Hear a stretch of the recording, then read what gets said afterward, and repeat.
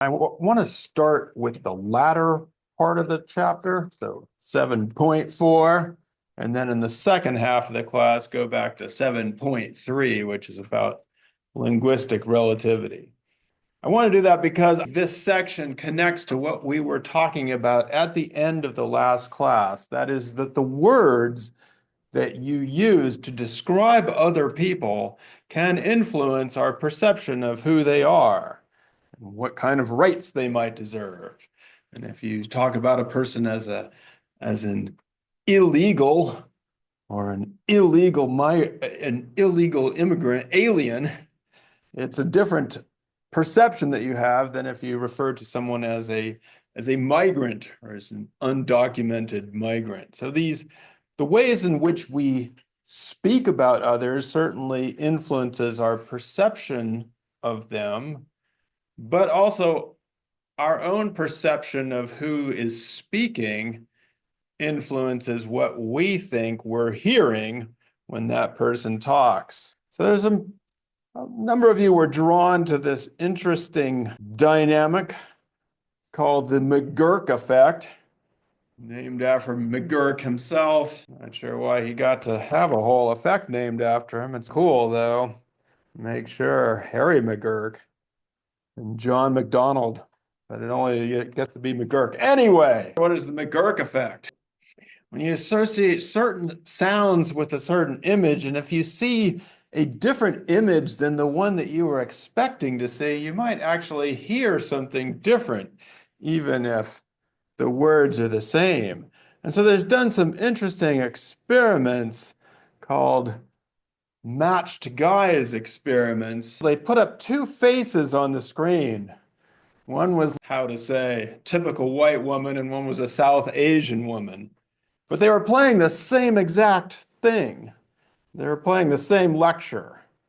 It's just they had them listen to it with one face and the other face. And what was interesting about this, or scary, is that if you took two rooms, and they had them the same words, there was no accent, by the way. The words were in mainstream white American English, and the people looking at the Asian woman were like, I think she has an accent, and they found it harder to understand, and they actually even scored worse on the next exam than classmates who were looking at a white woman. So this is a super interesting and scary finding. I encounter this a little bit sometimes because my wife is of South Korean heritage. She was born in New York City, and her English is quite amazing levels, incredibly proficient, whereas I was raised in Montana, and my English is Montana inflected, let's just say. And the interesting thing is that she does experience this sometimes, that people are like, oh, where are you from? And it's like, New York. But with me, it's like, oh, that's fine. So this is something that you just want to watch out for when you're thinking about what scores to give your professors on those things. Are you giving the authoritative white-looking guy a better score because you feel like you learned more and got a better grade?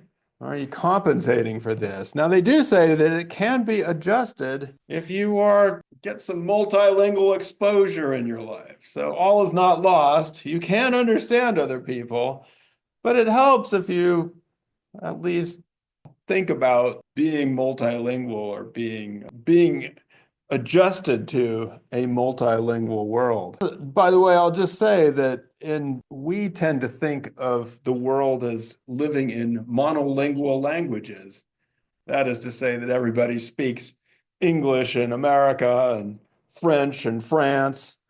But for most of human history, people grew up speaking more than one language in their society. They grew up multilingual. And it's only recently that we've been taught that people should be monolingual and then add on another language later.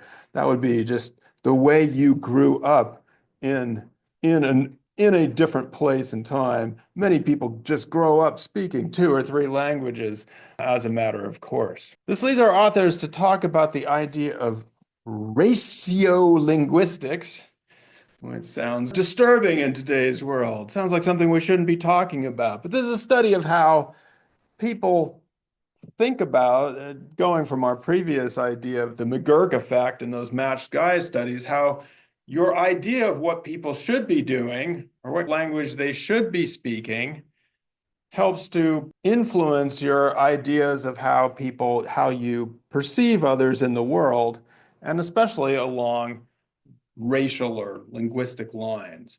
And so certain accents, certain types of speaking become associated with certain types of people. It's best to just hop into a nice example that some of you might be familiar with, the idea of linguistic prejudice and the Lion King. Disney is easy to pick on. It's not the only one. But yeah, our heroes in these films speak in mainstream white American English, whereas the villains speak in accents and different forms, perhaps, of English than people might be used to. And now I'm regretting showing my kids all these Lion King films, because it turns out that for kids, if you're a child, then you associate mainstream white American English. That means that person must be good. They're on the good guys. They're on the heroic side. Whereas other people who speak in an accented language or less proficient with English are seen as the villains of the story, the bad people in this narrative. At the end of this chapter, they talk about how this leads to, or what they call, linguistic profiling and forms of discrimination. And there's another experiment, another researcher, John Baugh, and he is able to do something that we call code switching. So within any language, there are varieties within it. We talked about, for example, Black Englishes and different forms of speaking. Rural English, in some cases, is a different form of English than others. And code switching means that you are able to change between two or more language varieties. We all do a certain amount of code switching. Everybody does. You have your informal English that you speak with friends. You have a more formal English that you might use in the classroom. But for some people, can be more extreme because you're switching between a more defined English variety or more defined language variety than others. And so what can happen is, or what he was thinking about, is this idea of linguistic profile, which is that if you hear someone speaking in a certain way, then you extrapolate that they are a certain kind of person based on the way that they're talking. And so he did some experiments where he would code switch, and he would call people that they call the gatekeepers in financial or housing places. So people who might offer loans, or people who might have a place for rent, or someone who might be offering a job. And what he found was, this is on page 217, if you spoke Black English or Mexican-style Spanish English, the quoted cost of the same apartment rental was higher for a Black English speaker and lower for a mainstream white American English speaker. A job described as already filled to a Mexican-style Spanish English speaker was still accepting applications from white speakers. So you had a person who was able to code switch here and would be able to call the same person, and just by speaking in a different tone, you'd have a different result in terms of whether you were going to get a loan or not, or able to rent a house or do these kinds of things. So this is, again, something that you want to be careful of in your life. It's something that comes up that you don't want to do. You want to be careful of linguistic profiling, or just to be aware that people do this, and we may do it, I may do it myself. So it's just something to keep in mind. Now, much of this can be a little bit depressing when we think about the way this is done. I wanted to show you, though, an example of something that's a little more an example of code switching, which is meant to be a little funnier.